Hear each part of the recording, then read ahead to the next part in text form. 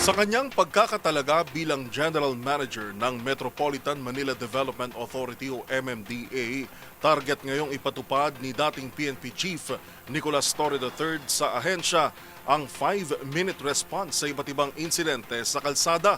Ang mga detalye sa report ni Edniel Parosa.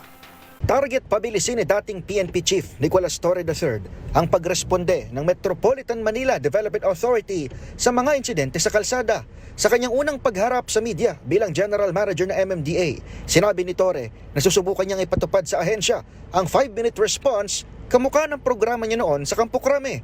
Pero nilinaw ni Torre na para lamang ito sa mga kalyeng nasa kanilang pangangasiwa.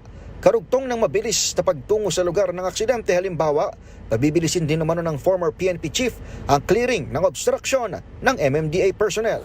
So dapat ang mga aksidente na yan, mabilis na mapuntahan, maimbestigahan at maalis. So we'll set benchmark like 5 minutes sa responde, 10 minutes to 15 minutes sa clearing para wala nang obstruction kaagad. Balik sa normal flow.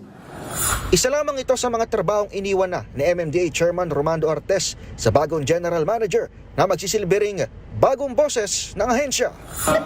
Siya na ang mag-handle. Again, inulit ko, si GM Torre na ang magiging designated spokesperson ng MMDA. Sa ngayon ay sinimulan ng inspeksyonin ni Torre ang nagpapatuloy na EDSA rehabilitation, gayong din ang pagtoka ng MMDA sa pahalik ng Jesus Nazareno sa Quirino Grandstand sa lungsod ng Maynila.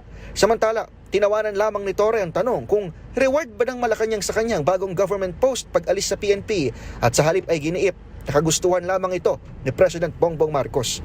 Blanco pa rin ang PNP kung kailan ang magiging retirement honors ng dati nilang chief na otomatikong bibitiwan ng 4-star rank dahil sa pagtanggap sa bagong posisyon sa gobyerno. Para sa MBC TV Network News, ako si Edniel Parosa ng DZRH, una sa Pilipinas, una sa Pilipino.